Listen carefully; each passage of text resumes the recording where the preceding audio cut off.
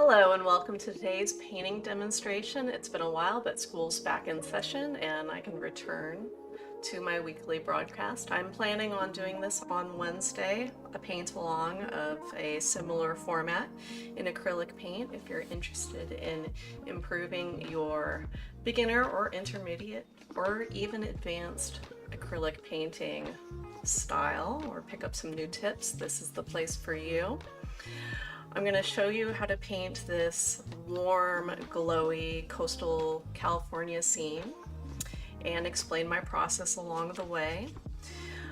I am going to go ahead and do the thumbnail, composition, and layout off screen, but if you would like to see that and the reference photo, it is available on my community Discord and the link is in the description below. So you can peruse that at your leisure, or if you're doing something similar, you can go ahead and just copy right off that.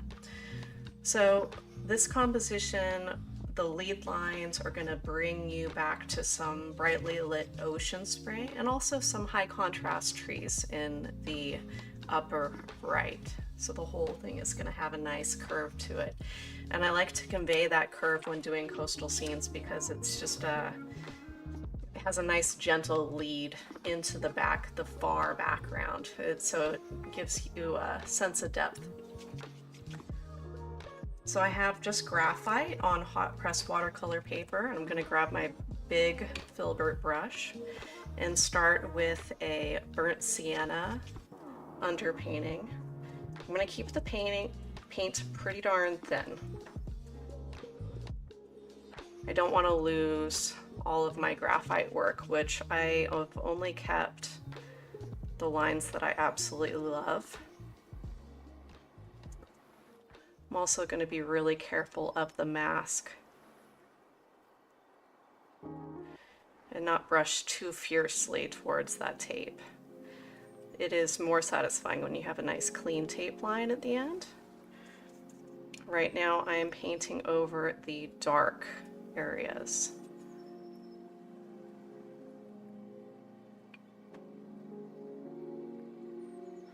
I'm going to try to be loose with my brush strokes, but not too crazy over the lighter areas.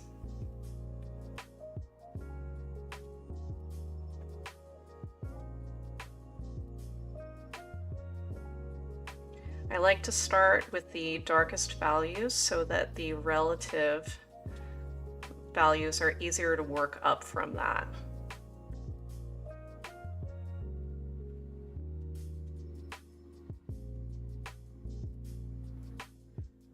So that's all the super darks.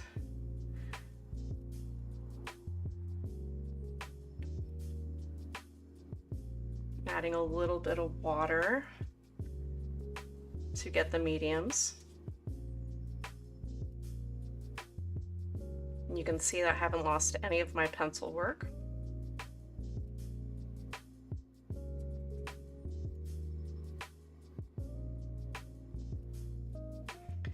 You can add this much water to acrylic paint when you are painting on something absorbent. Otherwise, it is going to compromise the integrity of the paint film. On paper, though, you're free to go, which is why I like working on paper.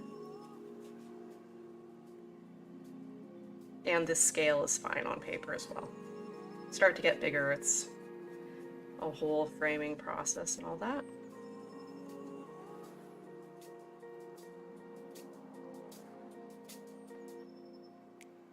Here are the light values. Horizontal strokes on the water.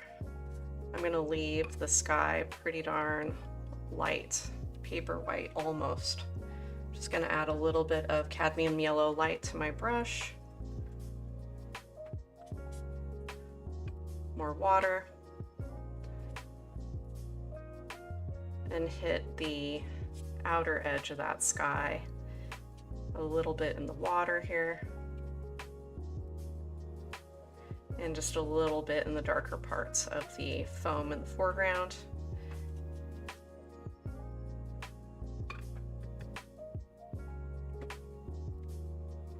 And that is what we're going to start with right there. Now this is going to dry really quickly because of the paper and the thinness of the paint, and I didn't pre-saturate the paper as well, so that all gives you really fast dry time. I'm going to start in the sky, and we have such a tiny strip of sky in this composition, so I'm going to go all the way down to the small filbert.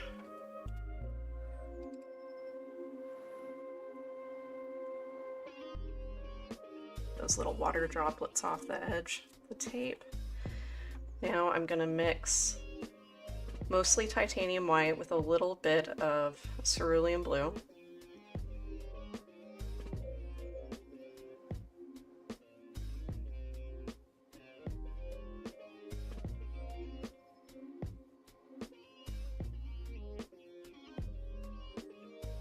And I'm just going to drag it over the corner and blend it into that warm gradient that we already established. The light source in the scene is coming from the upper left.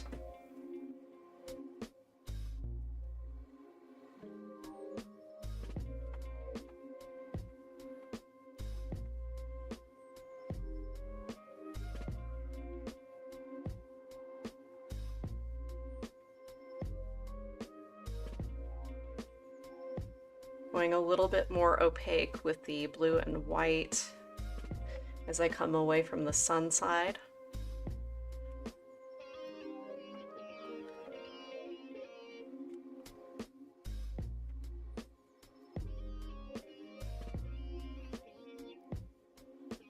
And a little bit more white as I approach the horizon line. The horizon line is pretty high.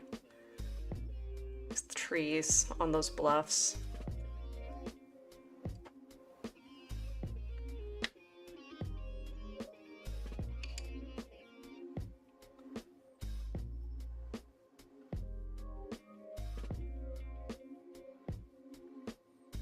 Smoothing out a little bit of that blend.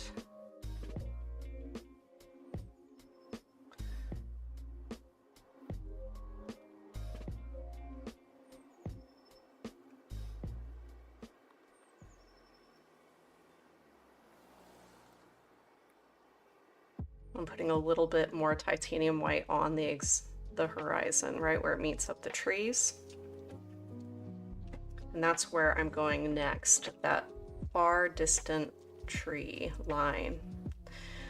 To make this glowy, warm gray, I'm going to use burnt sienna, a little bit of the yellow, and then a little bit of the cerulean blue.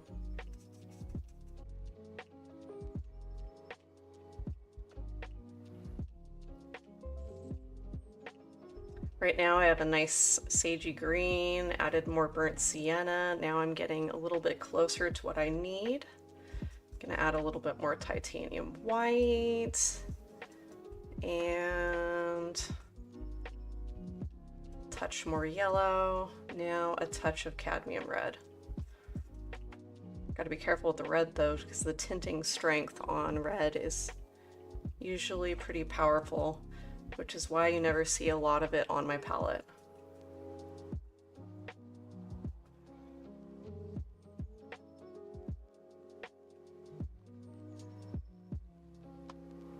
Okay, that's the color I'm going to go with right there. I'm going to start at the ocean edge.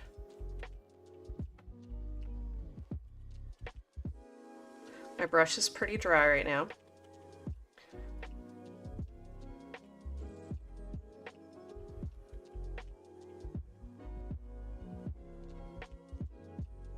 and I'm just laying the paint on.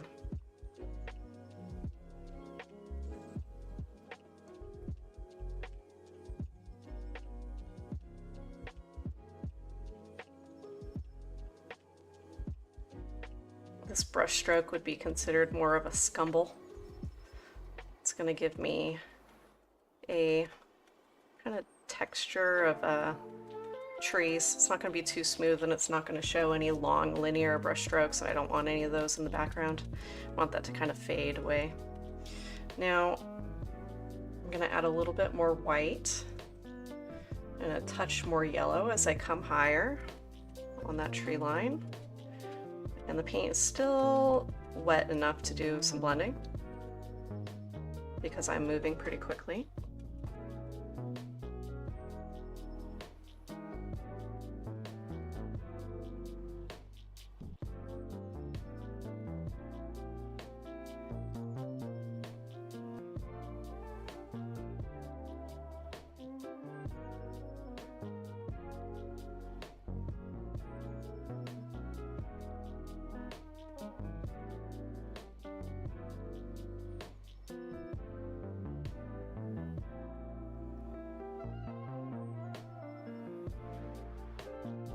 If you find that some of your scumbling is picking up paint instead of putting it down, you can either add more paint or wait for that section to dry and come back in a little bit.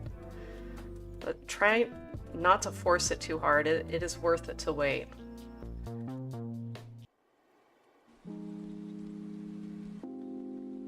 Sometimes you can get a really irregular texture from picking up paint instead of putting it down in an area, and I haven't found a situation where that was a preferred outcome. Okay, now I have these funny little trees, which I'm gonna negative paint a lot into right here. I'm gonna need a different brush shape to accomplish that, so I'm gonna switch to a point.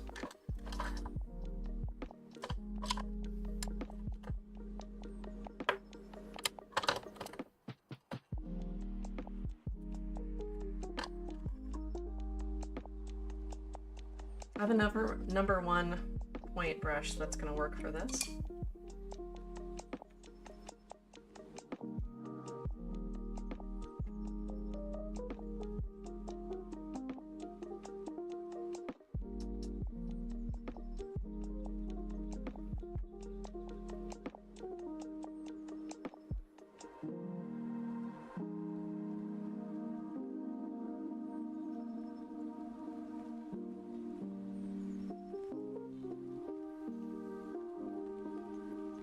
Yellow and red are pretty transparent, so adding the white here helps it a lot to cover.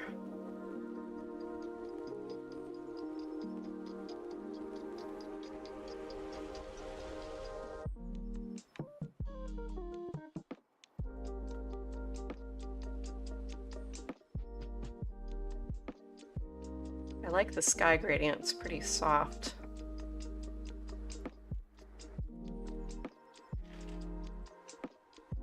You will see that a little bit better in the final images. They're going to be a little bit higher quality than what you can see on stream. Okay, that's the general shape I want. I'm going to be putting in some negative shapes, which will help it out a bunch. Don't fret. Right now that just looks like somebody holding pom-poms up in the air.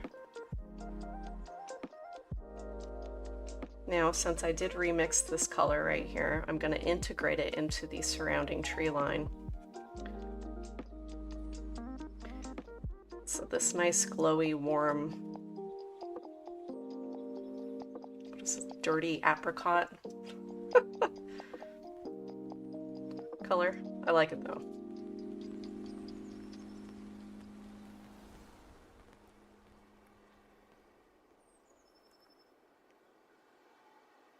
I like branch mixing and remixing colors and then integrating into what's already there. It gives you some nice color harmony that way, and some more interest as you are changing and shifting colors more frequently.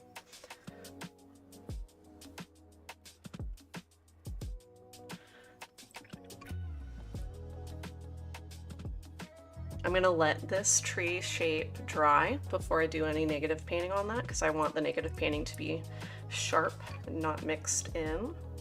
So I'm just gonna let that be. I dripped a little water there. So now we're on the next stage of bluffs, of that sandstone bluff. So similar color mixture, but darker. So there's the cerulean blue, there's the burnt sienna,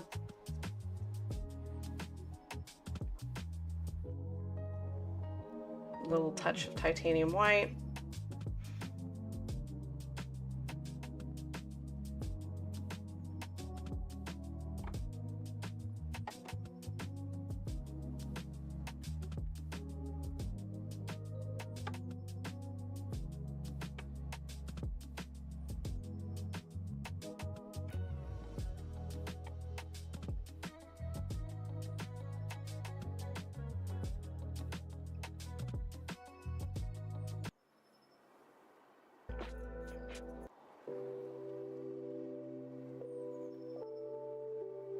still fine-tuning our music selection.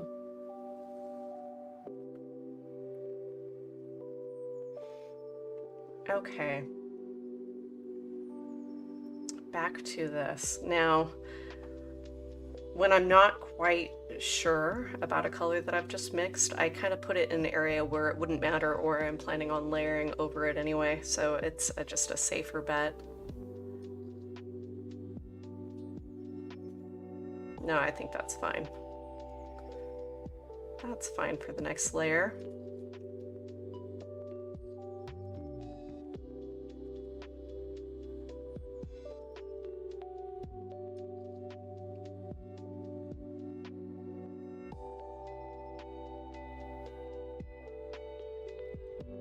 Put some water in my brush there to kind of blend into the underpainting.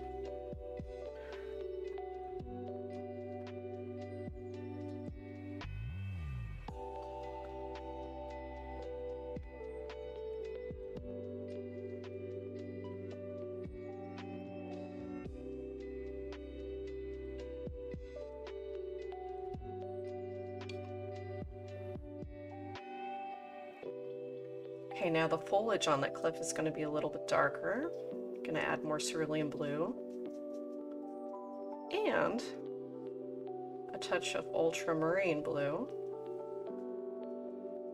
with a little bit more burnt sienna.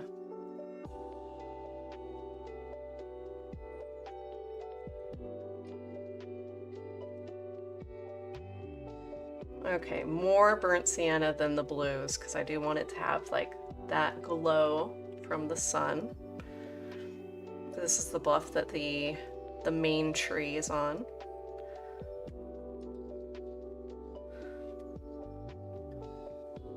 I'm still working with the point brush.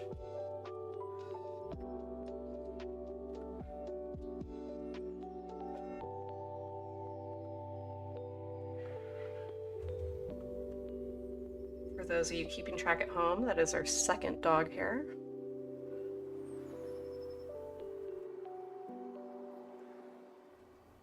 All right, I'm gonna stay pretty loose. Any shapes that I don't like that happen right now, I can fix with the negative painting, but just try to keep the edge where you want it.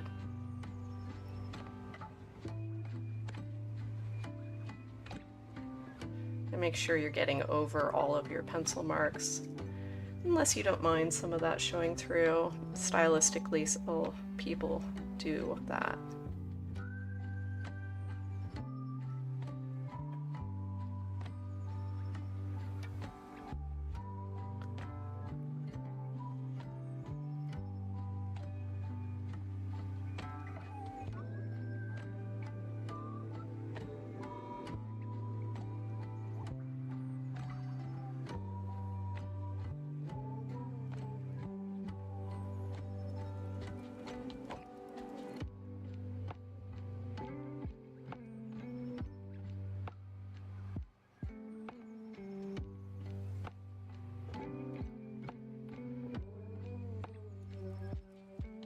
I think I'm liking that shape.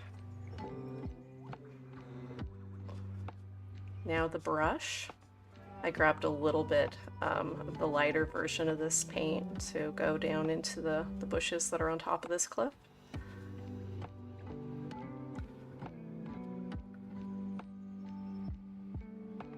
And I am using the side of the point brush to achieve these shapes. I can't remember the name of this brush stroke. It feels like I'm kind of like stabbing it sideways. We could use the word stabbing, I think that's fine.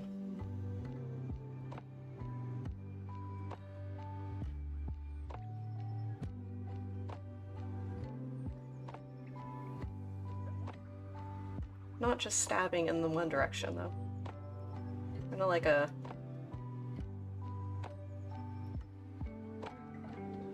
cutting of the, like a, I don't know, like a bread, the bread slice.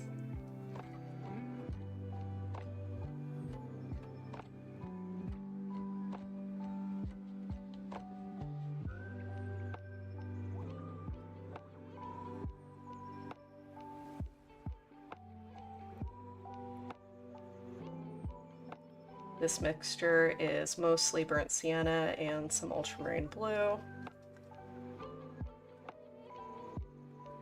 But I am grabbing the previously mixed color around it.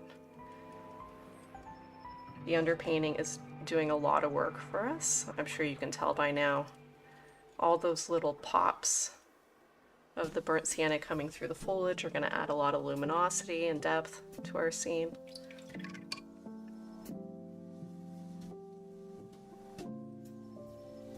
Did a little bit of a rinse, grabbed a slightly lighter color. Ooh, that's too much water. Gonna kind of blot that off there. Forgive me. Oh.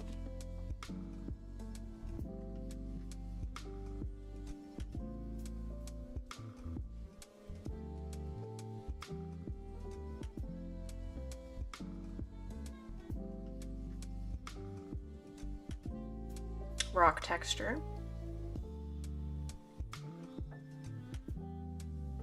Bringing that down vertically with the side of my brush. Honestly, I use the side of the point brush more than the tip. If I'm using, if I'm needing a linear brush stroke, I typically will switch over to a script brush, unless it's super imprecise.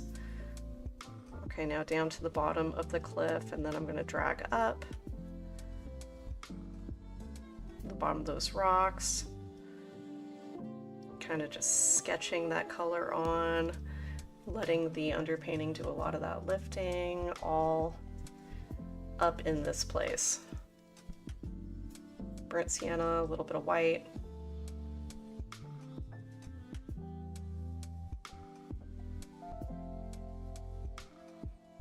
And moving up to the next bluff. This is the medium tones for this next bluff that is closer to us. Adding water and dragging that color across. I want to leave some highlights.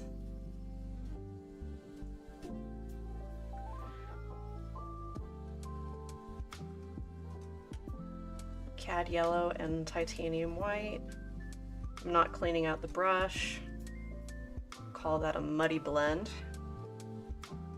And this is the little grasses on top.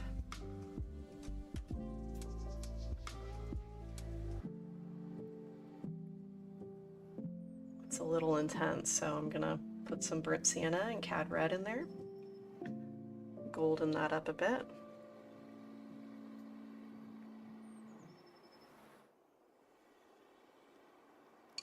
Add water. I'm going to fade that into the underpainting, coming away from our focal point. Dog hair 4.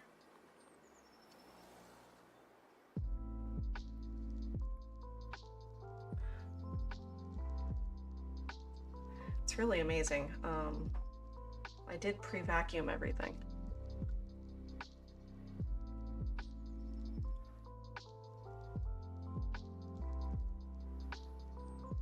Big factor as to why I built an oil painting studio in my driveway.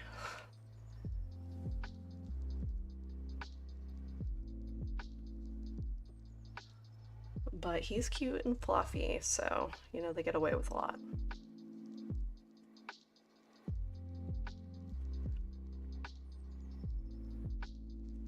Okay, I feel good about those grasses. While I am thinking about it, I'm going to use this color, a little bit more white, and put the highlights of some rocks in. Just some lighter areas that are facing the sun side.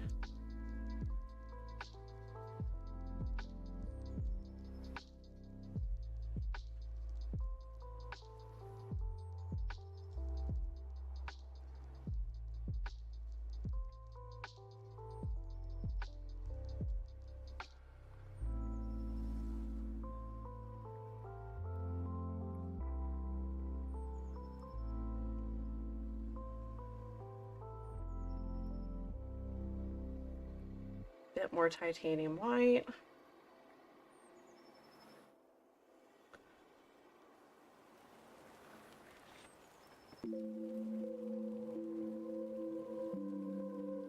And then this shape here is going to be a little bit lighter. Big rock is closer to us.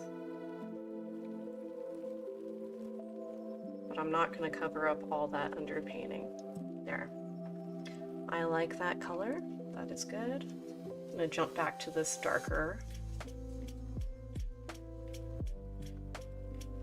muddy brown right here. And I'm going to sketch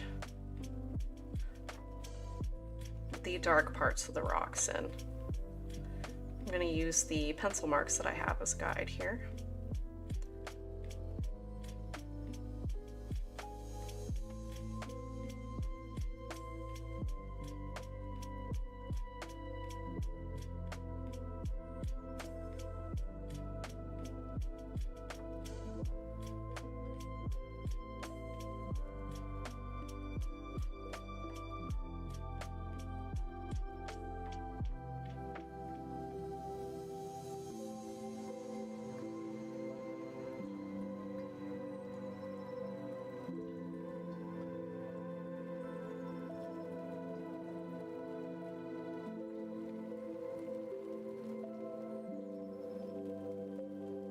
Adding and adjusting another color, a little bit warmer, and integrating it into the bluff that's behind the one that I'm currently working on.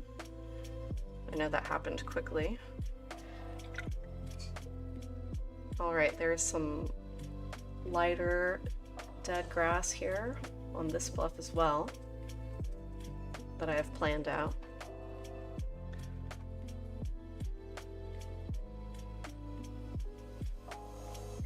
I typically change an incredible amount of elements from the reference photo. It's more of an inspiration. An inspirational scene. Just to take away like maybe the way something is composed or the blending or the light.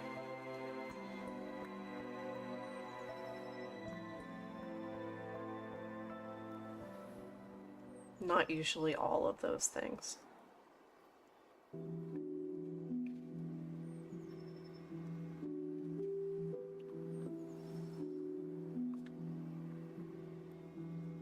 I'm integrating some lighter yellow-white into the grasses there.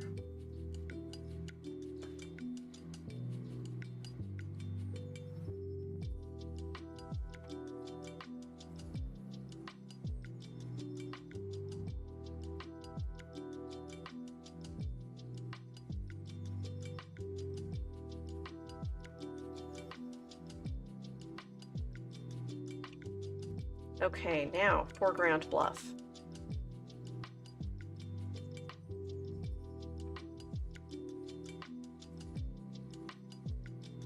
Ultramarine, burnt sienna. I'm gonna branch off the main mix here. Gonna go over those darkest areas first.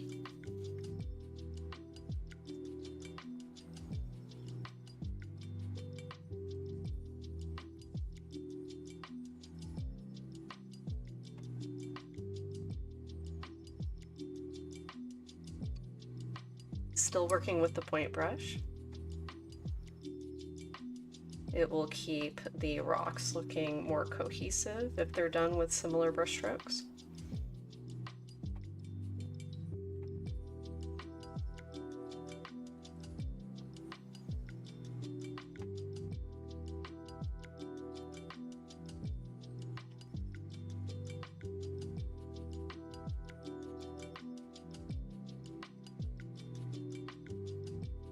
Gonna make sure to hit the dark side of these foreground rocks with the same really dark value.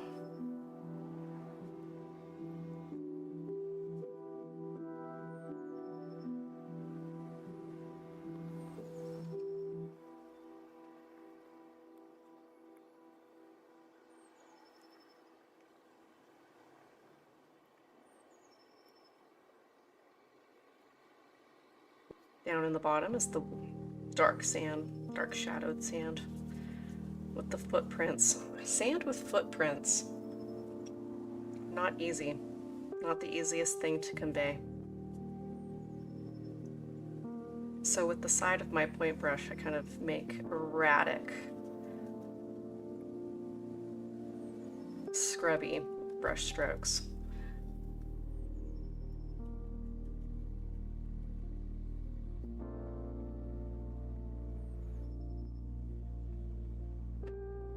Medium value brown, getting the bottom of this foreground bluff. And then I'm going to sketch up the little different crevasses.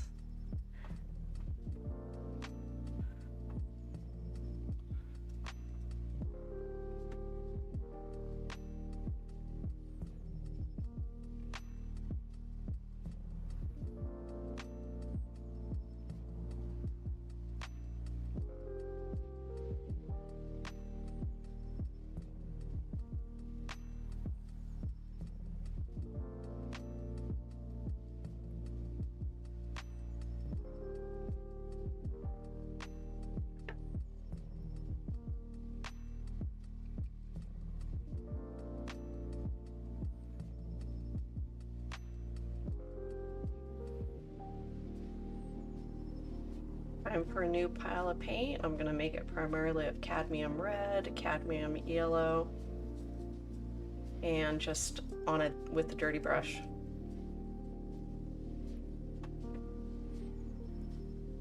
Just a little bit of highlighting.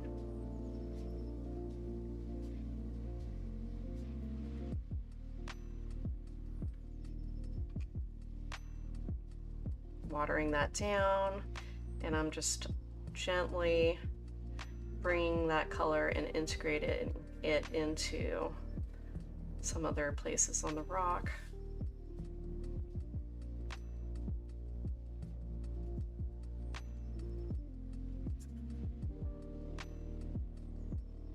Incredibly diluted now.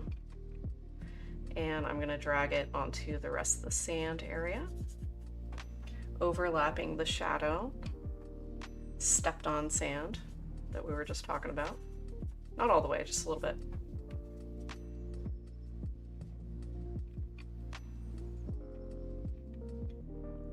If you're interested in anything I'm using, I do have a material list that's linked in the description. That's on my website. There is also an eBook outlining a lot of the techniques and the step-by-step process.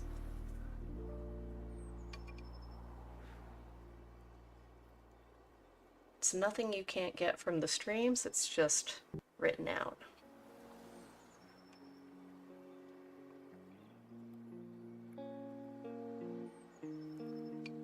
Okay, I am going to deepen that sand a bit, but not yet. I want that to fully dry so I don't lift off any of the color. I think that it is just about time to work with the ocean. I'm just checking real closely to see if I can...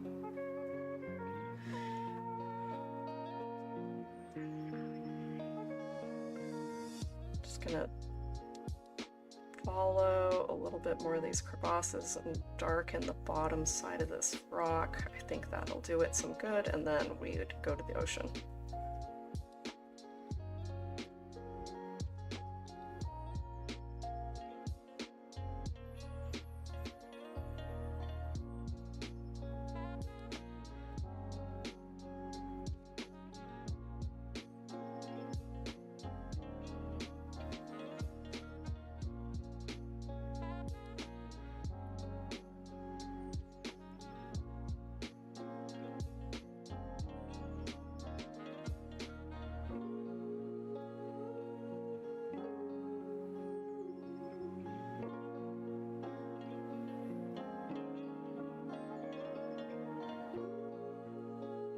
Okay. I think that we are finally going to give our little point brush a break.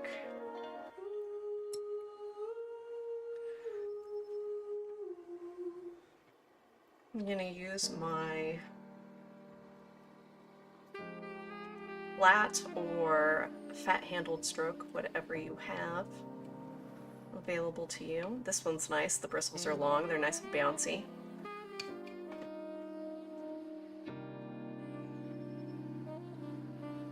Anything of this size will work.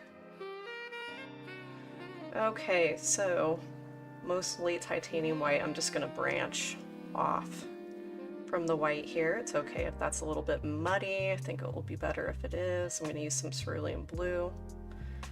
Just a little bit though. We want this to be catching a lot of sun.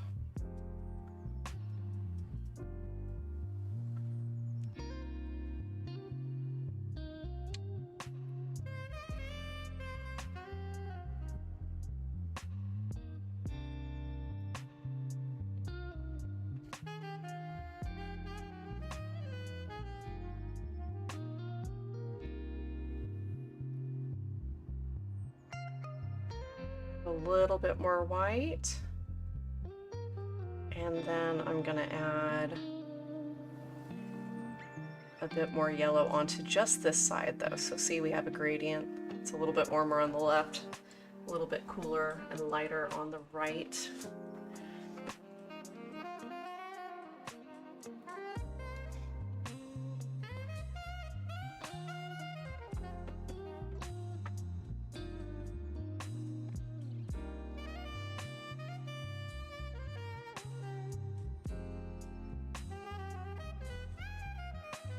With the wide part of the brush, I'm dragging it in from off tape.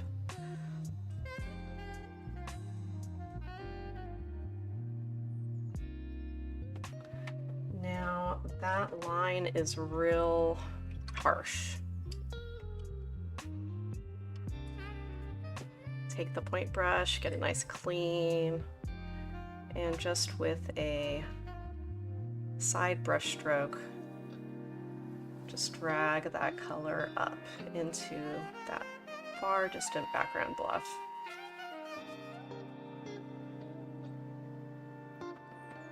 Nice rinse, approach it from the other side, and just blend, blend, blend.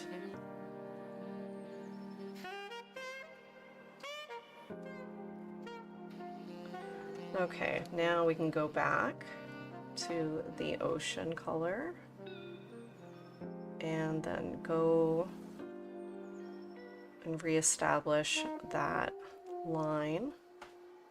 So blend it a lot better now.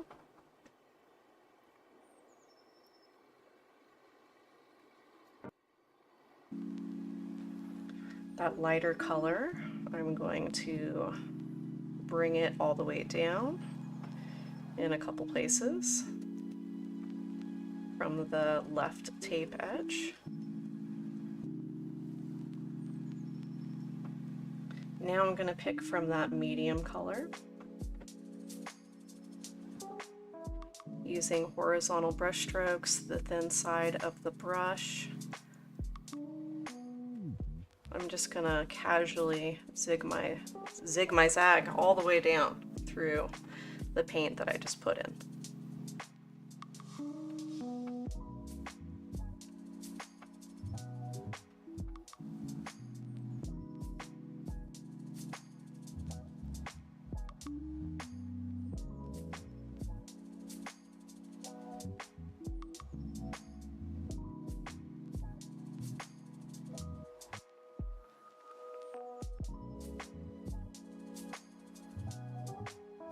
With that darker blue color, I'm following a lot of the lines that I put in for myself. Checking my reference photo for where the light hits on some of these bluffs. There's some shadowed parts of the water too, not a lot, but just here I have reminders for myself. I'm gonna go ahead and do that now.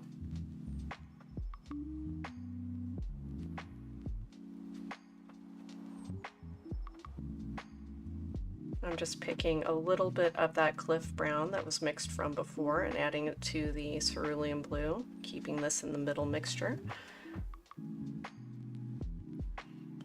Now I am going to just gently overlap ever so slightly the bluff that I put there, adding some water to make the paint a little bit more transparent.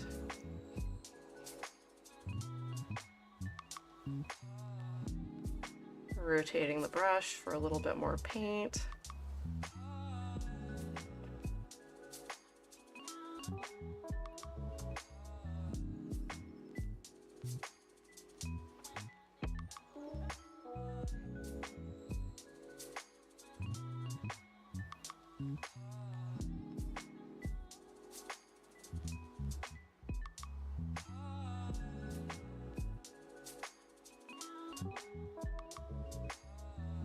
Okay, that's it for the shadowed ocean. Now I'm bringing a little bit more brown into that color, and I'm gonna put some darker colors into more the foreground.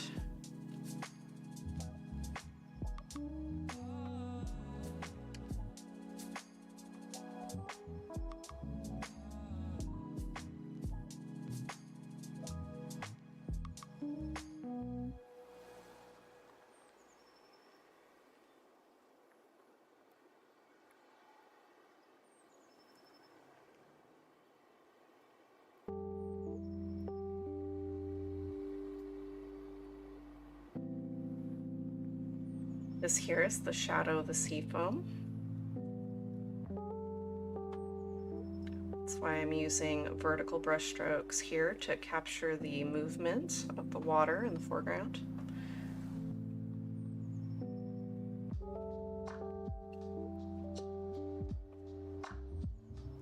Coming up onto the sand a bit.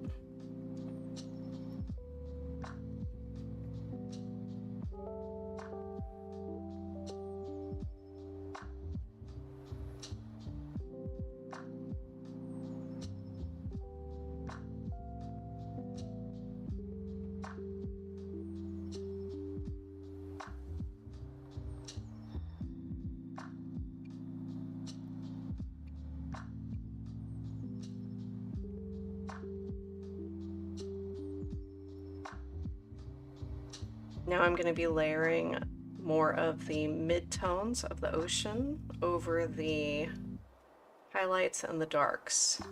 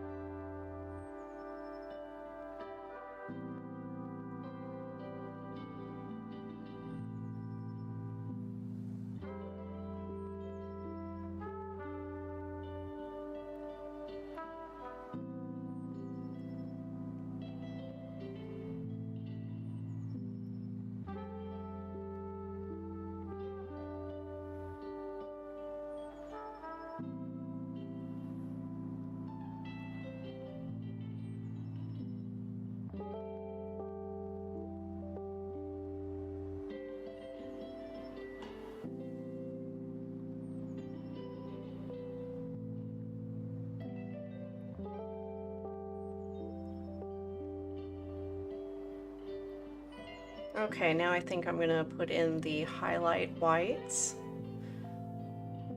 before I keep on adjusting anything else. So I'm gonna start with the foreground whites because those are the thickest.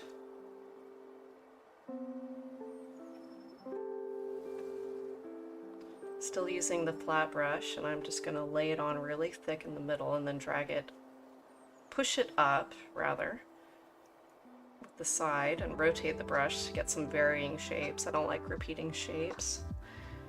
And then push it down a little bit over the shadows, leaving some of that warm glow. It's just fine here.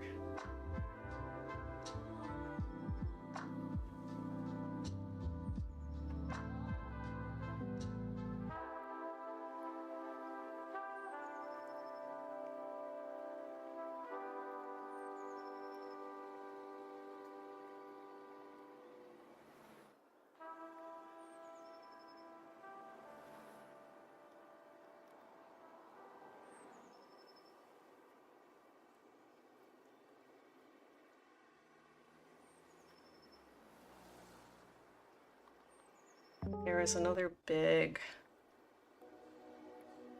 plop of paint that's going to go here.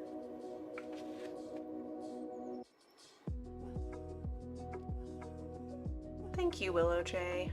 I see you. All right, there's a little wave here. Now, that background foam. Now, I don't want that to be as opaque as the foreground. It should be catching a lot of evening light. I'm gonna add a little bit of yellow to my brush, and just with the smallest side of my flat, I'm gonna very gently scrub this in.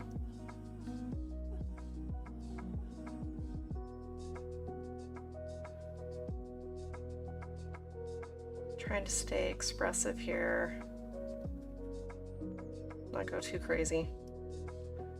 And then at the very base of it, I'll put some thicker paint, and that's going to help sculpt that rock shape as well.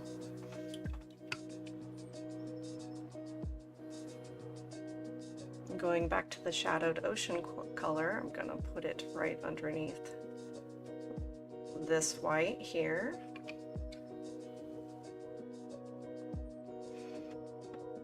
And then some foam around these rocks and a little bit closer to the cliffs. There is a bit of water in my brush right now, which isn't bothering me as far as the application, but what will happen is the paint that I put down that has a lot of water in it will become more transparent and closer to whatever is underneath it as it dries. So that's just something to keep note of. You can do it, yes, but you might have to go back to that area. So it's one of those things. Balance.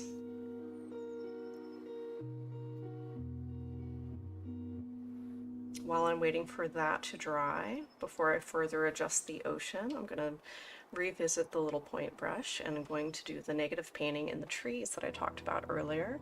So first I'm going to start with those tiny little palm tree shapes.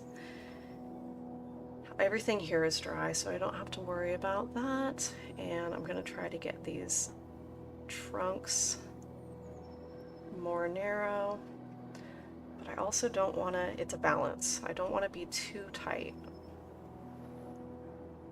with the brush strokes either.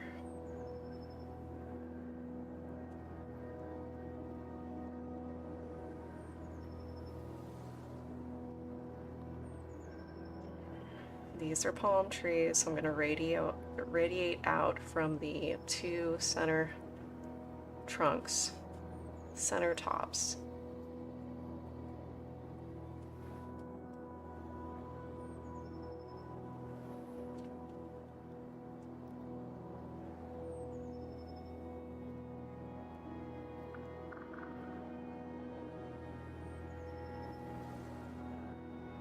And every couple of negative tree holes, just take a break and look at it with your overall scene.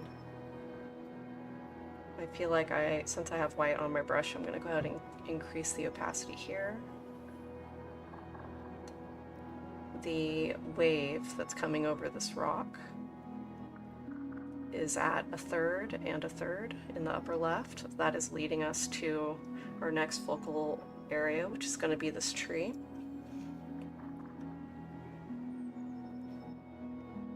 I always think about the journey that my eye is going to take when composing a scene.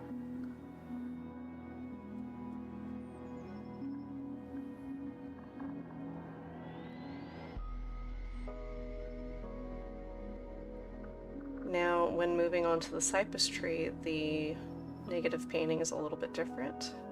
I want to group up the shapes.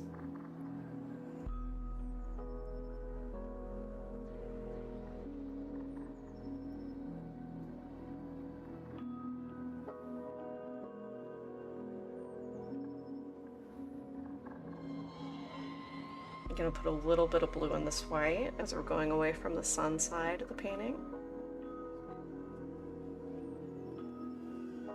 Defining these individual branches as I go.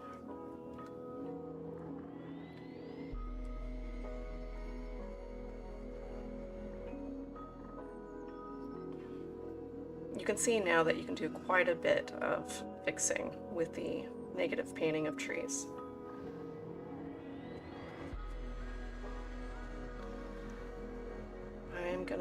Well, let's see. This area here should actually be more of that ochre. It's not ochre. What is this? The dirty apricot color from earlier.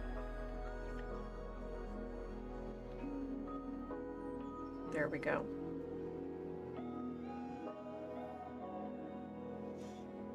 I do like these little spots to be in groups of 3 to 5. And not be too repetitive.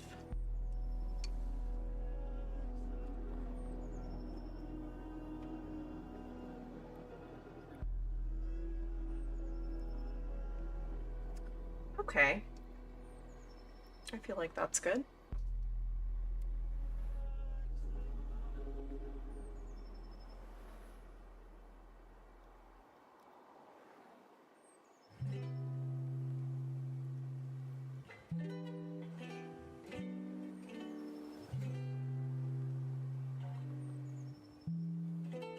Sculpting out that back cliff.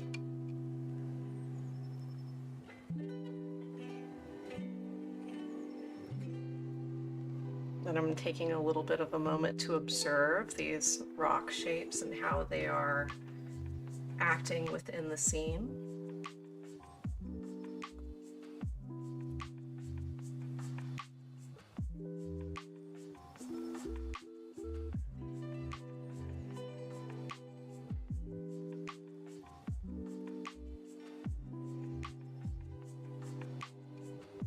I want to bring this one down in value just a bit.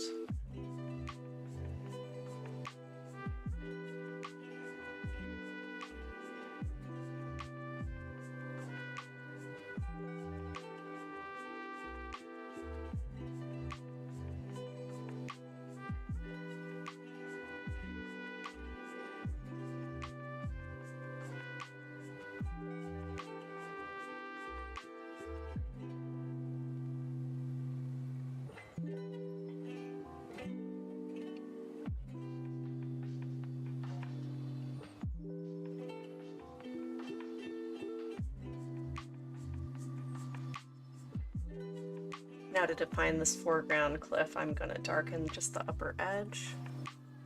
Make sure that stands away from the one behind it.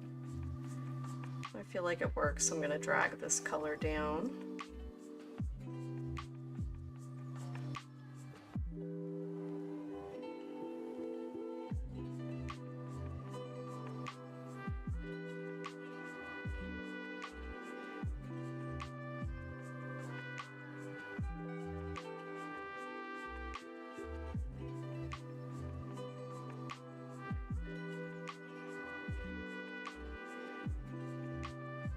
Okay, now adding another layer to the shadowed sand. So I feel like the highlights in it are too light. About half of it anyway. The half that's furthest away from the sun.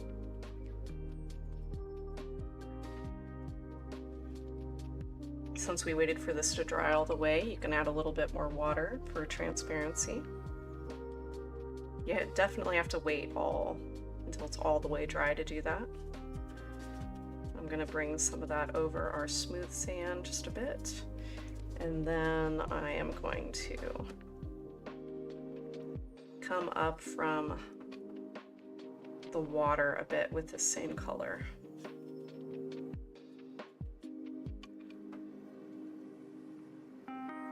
Lots of water, very transparent.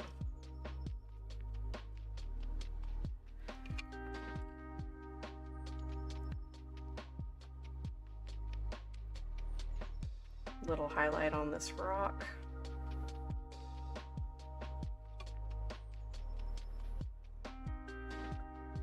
Cleaned out my brush, rinsed it with water. Got the clean water on the far right here, and then on the very edge of that highlight, I just blended the paint into the dried paint that was already there. That's going to give a nice smooth, transparent blend because the paint underneath it was completely dry previously. Picked up some titanium white and yellow. Now I'm going back up to the grasses, and I am going to integrate some lighter yellow dried grass on top of this bluff and the one behind it.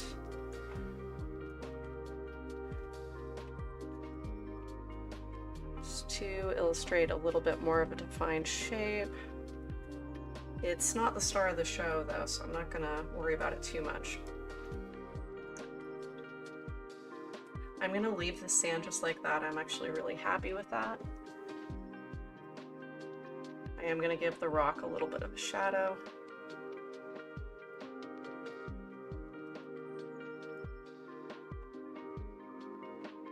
Remember, the sun is coming from our upper left.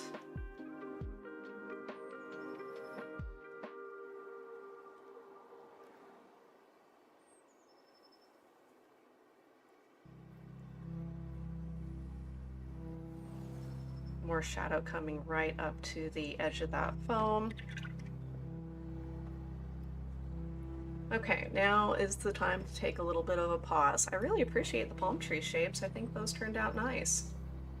They're also gigantic palm trees.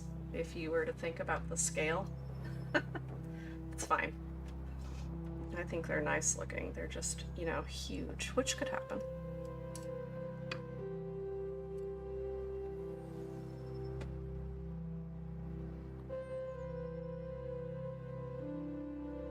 Couple spots in the ocean that I'm going to revisit. Just some more horizontal brush strokes that go along with the flow. Go with the flow.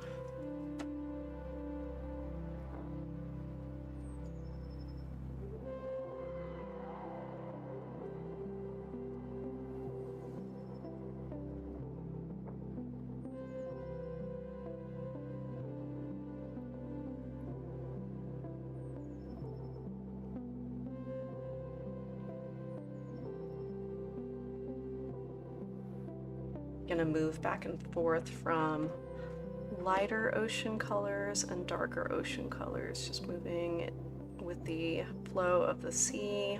A lot of horizontal strokes here. I'm adding some texture and interest and moving it back into the very, very far back.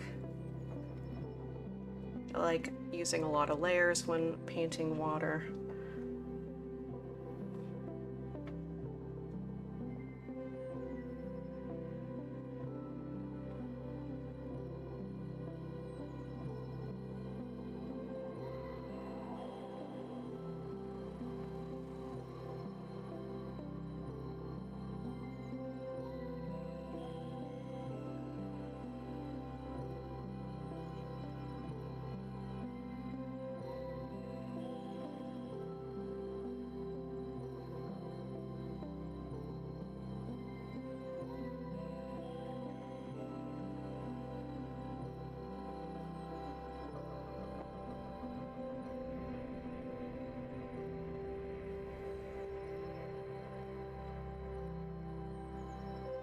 I did overlap a little bit of that sea foam onto the cliff, and I'm not happy with that, so I'm just going to clean off this point brush and just scrub that away. If you're fast, you can wipe off a brush stroke when you paint in this way, because if it's dry below, you're not going to damage it if you just wipe it away. If you sit there and scrub at it for a while, yeah, you can remove a previous layer. It's not cured. It hasn't been there for 24 hours yet, so.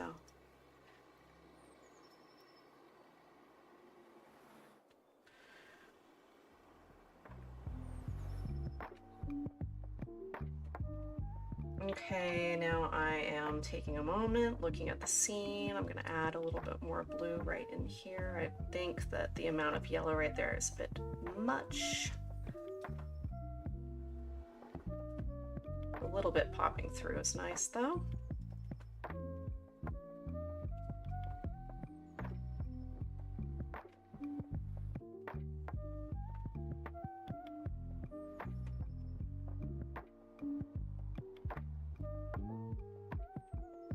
Another layer of foam on this foreground wave.